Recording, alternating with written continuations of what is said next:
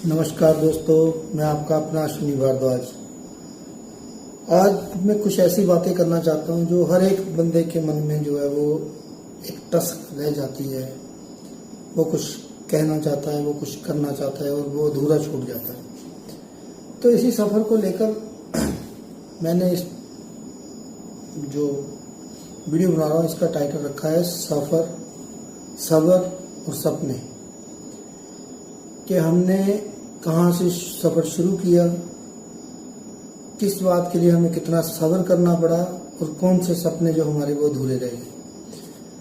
तो मैं charity begins at home, तो मैं पहले अपने आप से शुरू करूँगा, फिर आप लोगों के जो विचार हैं, जो बातें हैं, वो मैं धीरे धीरे कोशिश करूँगा कि ऐसा एक प्रोग्राम चलाऊँ कि सब अपनी बात कह सके, सबको अपना एक प्लेटफॉर्म मिल सके। बस मुझे आपकी सपोर्ट नहीं मिलती तो मुझे इस बात का दुख रहता है। तो पहले तो मैं अपने सब्र की बात करता हूँ कि हम बहुत ही मिडिल क्लास तो नहीं थे, हम गरीब थे।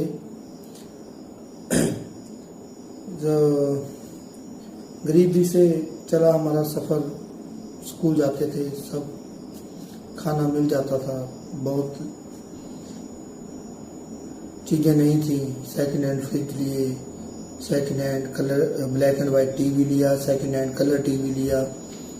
तो इन चीज़ों से एक फिर फादर हमारे बाहर चले गए, बाहर इराक में लड़ाई लग गई, वहाँ से वापस आए।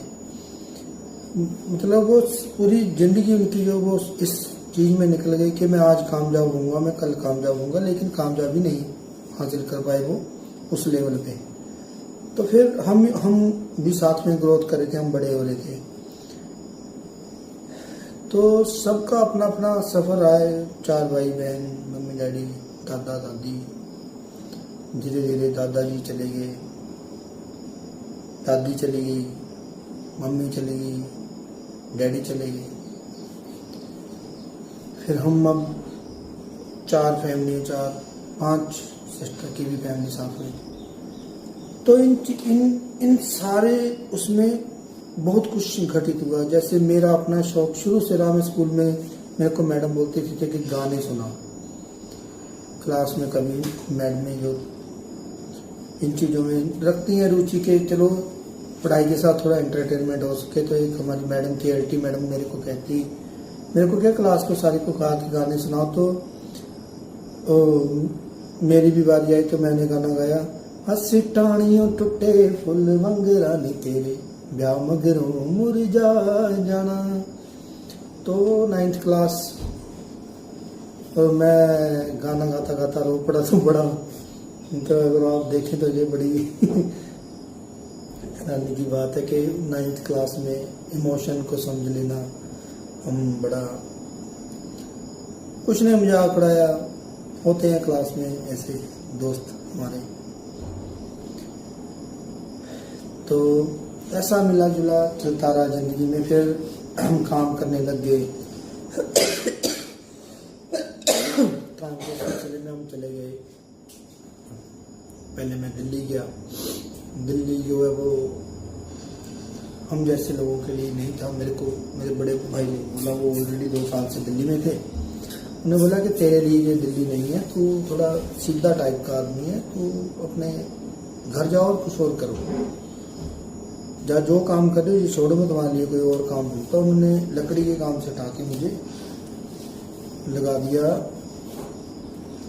लकड़ी के काम से हटा के मुझे उसमें लगा दिया कंप्यूटर के काम में, अकाउंटेंसी। अकाउंट का काम करते करते 2002 में गया था, फिर मैं 2003 में वापस आ गया। तो हम लकड़ी का काम भी करते थे। तो जब घर वापस आ गए तो मैं किसी के घर लकड़ी का काम करने चला गया। तो वहाँ पे कुदरती एक डायरेक्टर फिल्मों के आए हुए थे। उन्होंने जहाँ का एरिया देखा तो वो घर बना रहे थे, हम उनके लकड़ी का काम करने लगे। तो मैंने उनसे सवालों पे सवाल कर जाने, मतलब वो इस बात से इम्प्रेस हो गए यार, इसको हर कलाकार की, हर एक सिंगर की इतनी डीप नॉलेज है, इतनी डीप बायोग्राफी जानते हैं, तो यार इस बंदे को कहीं ना कहीं सेट करते हैं। तो वो मेरे को ले गए पंजाबी फिल्मों में 2005 में। 2005 में जब फिल्मों में काम करने लगे तो साल में एक मूवी बनती थी। तो पहली मूवी पिंड दी कुड़ी, जो सिर्फ मैंने शूटिंग देखी, उसमें मैंने काम नहीं किया, सरबजीत चीमा और पाकिस्तानी कलाकार थे। उसके बाद मैं मेहंदी वाले हाथ जो पहली पंजाबी मूवी बनाई, जहां मैंने इतना कुछ देखा, जबरदस्त से जबरदस्त कलाकार, सिंगर, जो मतलब ड्रीम होता है किसी का देखने का लोगों को, हमने वो कलाकार देखे, बेहद कलाकार देखे। रानी रणदीप उस वक्त पीक पे थी, मास्टर सलीम, ये अपने कितने कल्ली बह के सोची नहीं वाले, बहुत कुछ दिमाग से अब तो जिम्मेवारियों ने बुला दिया। नहीं तो मुझे तो इनके एक एक गाने एक एक नाम याद थे। तो ये सफ़र करते करते अब बात ये हुई कि एक मूवी बनाई, फिर साल भर घर, फिर दूसरे साल में दूसरी मूवी बनाई, कौन की सदा बेली, जिसमें करमजीत अनमोल, बीनू ढिल्लों, BN शर्मा और गुरकीर्तन जी, ये सब लोग थे। मतलब वो बड़े नाम, जो आज बड़े नाम है, उस वक्त तो ये बिल्कुल ही छोटे मोटे सीरियल्स में काम करते थे। तो बड़ी खुशी होती है कि जब ये ग्रो कर रहे थे तो हम उनके साथ इन चीज़ों का पार्ट थे। उसके बाद चला गया मैं लुधियाना में, काम करने लग पड़ा। फिल्मों का काम छूट गया क्योंकि बड़े हो रहे थे, इनकम चाहिए थी, शादी करवानी थी, अपनी करनी थी, घर पे जिसकी शादी होती थी उसमें कुछ कंट्रीब्यूशन करना होता। तो इन चीज़ों में ऐसा उलझ गया कि मेरा एक जो है वो बहुत सारी चीज़ों को लेकर सब्र करना पड़ा मुझे। इतना लंबा सफ़र करके मुझे जो है वो मेरे सपने जो है वो पीछे चलते गए और मुझे सब्र करके बैठ गया मैं। फिर मैं अकाउंटेंसी में घुस गया, मैं उसमें काम करता रहा, उसी में मेरी शादी हो गई। उसके दौरान फिर आ गया सोशल मीडिया का ज़माना 2012 में मुझे शायरी का बेहद शौक था, बेहद शायरी करता था। मुझे कोई ऐसा शायर नहीं था जिसकी शायरी याद नहीं थी। वो कीपैड वाले फ़ोन थे, तो ग्रुप बन जाने, एक बार में 50 लोगों को मैसेज भेज सकते थे, जैसा कि मुझे याद है। और दिन में मैसेज भेज सकते थे आप 1300 या ऐसे, मतलब कुछ गिनती के मैसेज आप एक दिन में भेज सकते थे। और उस वक्त टेक्स्ट मैसेज का ही दौर था। तो मुझे पता नहीं कहाँ से फ़ोन आने, यार ये शायरी भेज दे, एक ग्रुप बना ले उसमें शायरी। क्योंकि जहाँ मैं रहता था पूरा पंजाबी कल्चर, मैं जो शायरी बोलता था, मैं बोलता था कभी जॉन एलिया की बेतुकी शायरी जिसको कहते हैं, 2 लाइन शायरी। अल्टीमेट उस वक्त मेरा जो एक ओरा बन गया कि भी हाँ जी बहुत ज़बरदस्त तो शायर, जहाँ बैठ जाना वहाँ शायरी। करते कराते ऑफिस में कुछ चीज़ों को लेके डिस्प्यूट हो गया और मैं जॉब छोड़ के आ गया। जहाँ पे भी जॉब करनी शुरू कर दिया, अकाउंटेंसी की चलते रहे, सोशल मीडिया पे वही शायरी के शायरी डालते रहना। फिर करते करते जी वो शौक अंदर चलता रहा, लिखता रहा मैं। गाने बहुत अच्छे लिखे मैंने, बहुत मेरे ख्याल 20-25 गाने ऐसे लिखे थे जो मुझे लगता है कि जबरदस्त गाने थे। अगर किसी और ने गाए होते तो वो, आप अगर ये गाना सुने हो, मैनू नचावे शाम ते नचदी मैं फिर दी, इस गाने में एक लाइन को लोगों ने इतना पसंद किया कि ऐसे करके माला सुटती, जे तेनू ही जपना ते कादी गिनती, जिंद है मेरी शाम हवाले, डोब देवे जा मैनू बचा ले, ओ मेरा रहंदा ओहदे विच ध्यान ते नचदी मैं फिरदी, मैनू नचावे शाम ते नचदी मैं फिरदी। ये 7 मिनट का भजन है, आप इसको सुनेंगे तो मैंने कोशिश की है कि मीराबाई की पूरी बायोग्राफी मैंने उसमें उतार दी है। लेकिन वही बात, सपोर्ट नहीं मिली। गाने पे मैंने लगाया होगा उस वक्त कमा के इकट्ठा कर करके 1 लाख रुपया, पूरा 1 लाख रुपया लग गया उसका।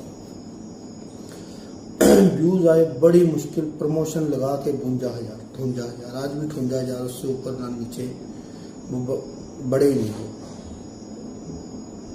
मैंने दियोली का नाम ऊंचा करने की कोशिश की। मैंने अपने हर भजन में ड्योली नाम डाला है। जो कभी ज़िंदगी में स्टूडियो मेरा चल पड़ता है, पॉडकास्ट चल पड़ता है, तो उसको मैं लिखूंगा भी के ड्योली स्टूडियो। अपना नाम जो आर्टिस्ट नाम है वो भी अन्नू ड्योली वाला है। सपोर्ट नहीं मिलती, कोई नहीं शेयर करता, तो वो एक डिफरेंट चीज़ है। हर किसी की अपनी मर्जी है, लाइक है, डिसलाइक है, फेवरेटिज्म है, पसंद है, नापसंद है, तो उन चीज़ों को हम एक्सेप्ट करते हैं। फिर मैंने वो बहुत सारे लोगों को वो गाने भेजे। जॉब चल रही है, एक गाना भी रिलीज कर दिया। फिर मैंने अपना गाना सुना, मेरे को बहुत सारे लोगों ने अप्रिशिएट किया। मुझे लगा कि मेरे गाने जो हैं वो किसी को देने लायक हैं। मैं लगा रहा लोगों को गाने भेजने, सिंगरों को गाने भेजते रहना। मैंने हिमाचल के सारे कलाकारों को इनबॉक्स में चैट करनी। बड़े बड़े ऐसे सिंगर्स आए जिन्होंने मेरे साथ चैट भी की, भजन ले लिए। वापस मुड़ के उन्होंने मुझे आंसर ही नहीं दिए। फिर मैंने सबसे पहले यही काम किया कि सारे ब्लॉक किए, क्योंकि मैं उनके हर एक गाने को शेयर करता था। उन्होंने कोई रील डाली, उसको शेयर करना, लिखना लाइक करो, शेयर करो, कमेंट करो। मैंने उनके लिए बड़ी मेहनत करी, सारे कलाकार हिमाचल के। जब मेरा कोई गाना निकलना, मैं इस कन्फेस करता हूँ इस बात को कि मैं नहीं अच्छा गाता, मैं उस लेवल का गाना नहीं गाता हूँ। तो लेकिन इतना बुरा भी नहीं गाता जो फेसबुक पे ना दिखाया जा सके। फेसबुक पे तो बहुत कुछ चलता है। तो चलो, किसी ने नहीं शेयर किया, मैंने फिर थोड़ा मेरा दिल टूटा, मैंने सब ब्लॉक कर दिया। फिर हमारा जो परिवार है वो सारे ही कलाकारों का है। हर बंदा अपने अपने लेवल पे कोई ना कोई अगर देखिए, एक चीज़ इस बात को मैं कन्फेस करता हूँ कि ज़िंदगी में जिस घर में कभी शराब आ जाए तो फिर वो सोचने की शक्ति, आगे बढ़ने की जो शक्ति है वो कहीं ना कहीं रुक जाती है। कुछ होते हैं जो सवेरे से शाम तक ये सोचते हैं कि कब शाम आएगी या कब हमें टाइम मिले हम पी लें। कुछ होता है काम करके सोचते हैं शाम को पी लें डेली। और कुछ होते हैं जो सोचते हैं कि काम कर लें, रात को जाके भी काम कर लें, जिस दिन काम नहीं है उस दिन पी लें। तो इस तरह की कैटेगरियाँ जिन लोगों की जैसी जैसी है वो उसी हिसाब से तरक्की करते हैं। तो शराब एक शौक रखिए, आदत नहीं होनी चाहिए। छोड़िए उसको, टॉपिक को। तो फिर कई बार ऐसा जिंदगी में वक्त आता चला गया कि मैंने किसी म्यूजिक वाले को ढूंढा। वो म्यूजिक वाला बहुत अच्छे से मिलना बैठना। मैंने 4-5 गानों का एडवांस दिया, एक गाना बना। उसके बाद वो बंदा बीमार हो गया। उसके बाद उसने मेरे फ़ोन उठाने बंद कर दिए, अब बिल्कुल ही कट ऑफ। भगवान उसका भला करे। मैंने तो गवर्नमेंट से पैसे निकलवा लिए, लेकिन मुझे बस उस पर तरस ही आ गया, इसलिए मैंने उससे पैसे लिए नहीं वापस। वो मुझे भोलेनाथ पे बहुत यकीन है। वो कोई मेरे साथ धोखा करता है तो फिर भगवान उसका हिसाब खुद कर देता है। बहुत सारी कंप्लेन मेरे पास हैं, इसलिए मैं किसी को डायरेक्ट कभी कुछ बोलता ही नहीं। भगवान पे बहुत अटूट विश्वास है मुझे, क्योंकि आज 42 एज हो गई मेरी, फिर भी मैं वो शौक पूरे कर रहा हूँ जो नॉर्मली लोगों के मर जाते हैं। फिर मैंने पंजाबी सिंगरों को गाने भेजने, किसी ने बोलना वाह वाह क्या बात है, हम आपको देते हैं रिप्लाई देना नहीं हो सकता। वो गाने रिलीज भी करती हूँ मैं अपने काम में। ज़्यादा 8 घंटे 9 घंटे हमारी जॉब है। अगर 8-9 घंटे की जॉब है, उसके लिए हमें 2 घंटे एडवांस, 2 घंटे आपको शाम को मतलब 12 घंटे लेके चलो कि आप 12 घंटे एक जॉब को दे देते हो। उसके बाद खाना, फैमिली, ये वो सारा कुछ,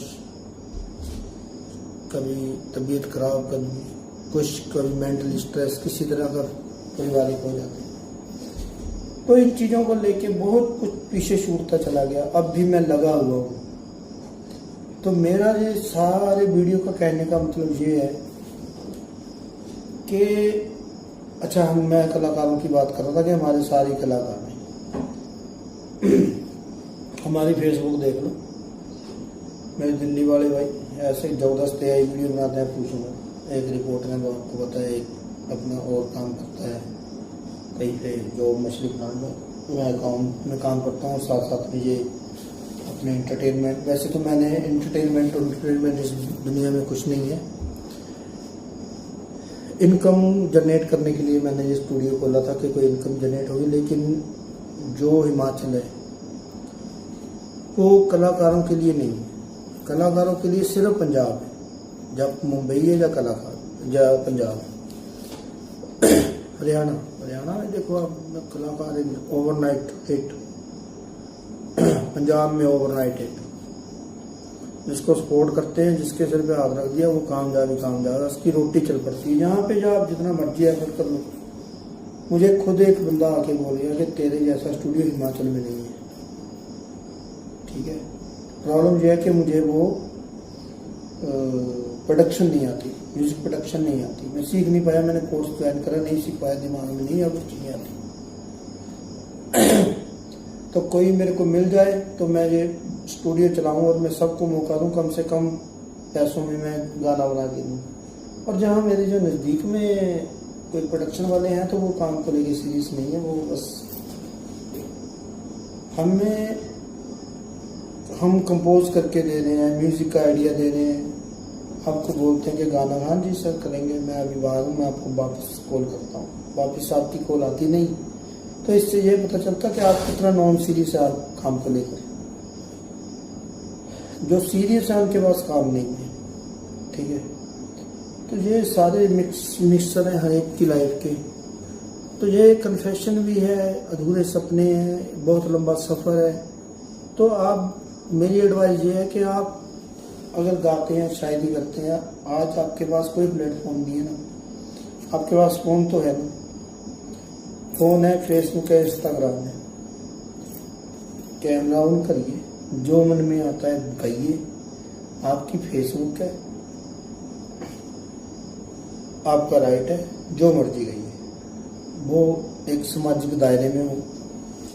ऐसा ना हो कि आप जो है वो कुछ गंदा गाए और गंदा, मतलब एक सामाजिक दायरे में रह के ज़बरदस्त आपको रिस्पॉन्स देंगे लोग। आप अच्छा गाते हैं, आप नहीं गाते हैं, बहुत सारी एग्जांपल्स हैं ऐसी जो ऐसे ओवरनाइट कामयाब हुए। तो शौक को मरने मत दीजिए, अपने काम करिए, शाम को टाइम निकालें, आपको 5 मिनट लगते हैं गाना गाने को, गाना गाएं, डाल दें। कोई सुनेगा नहीं सुनेगा, आपको तसल्ली होगी कि मैं अपना शौक पूरा कर रहा हूँ। जब नीचे किसी ने 1 लाइक किया, आपको खुशी हुई, यार ये किसने लाइक किया, 10 लाइक आएंगे। सोशल मीडिया ने बहुत सारे लोगों को जो है वो जीना सिखाया है, जो मर चुके थे अंदर से, उनको जिंदा किया है। तो सोशल मीडिया का सही इस्तेमाल करेंगे तो आपको बहुत सारी तरक्की मिलेगी। डरिए मत, 4 लोग क्या कहेंगे, 4 लोग आप जब मर जाएंगे वो कंधे पे उठाएंगे और आपको फूंक देंगे, 4 लोग आपको कुछ नहीं कहेंगे। इसलिए 4 लोगों की चिंता छोड़िए, अपनी चिंता करिए, अपने शौक जिंदा रखिए। आप आज हैं, आधे घंटे बाद हैं या नहीं हैं, आप 1 मिनट बाद हैं या नहीं है, इसकी कोई गारंटी नहीं है। ठीक है। जिसको लगता है कि वो बहुत अच्छा गाता है, कोई इंस्ट्रूमेंट बजा लेता है, वो मेरे स्टूडियो में आओ, मैं अच्छे से इंटरव्यू करके डाल दूंगा, मैं इतना कर सकता हूँ। तो बने रहिए। मैं आपका अनु देलिया, अश्विनी भारद्वाज। जिंदगी खुल के जिए। जो ने लिया जो थे वो जानते थे कि स्टेज पे कैसे परफॉर्म करना है, तो उन्होंने एक शेर बोला था कि मैं जो हूँ जो ने लिया हूँ, मेरा बेहद लिहाज कीजिए। तो अकड़ थी उनमें कि मैं जो ने लिया हूँ, उससे जो मेरे साथ जो लहजा रखोगे उसको जरा ढंग से रखना। उन्होंने खुद को जिया है, उजड़े फिर भी जिए।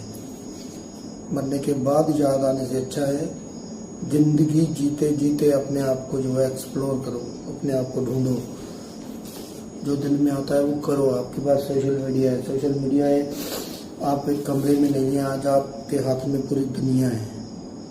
वो दुनिया कब आपको देखने लग जाए कोई पता नहीं। सो खुश रहें, आबाद रहें, चाहे दिल्ली में रहे, चाहे गाजियाबाद में रहे। जय श्री राम। जय शंकर, जय माता दी।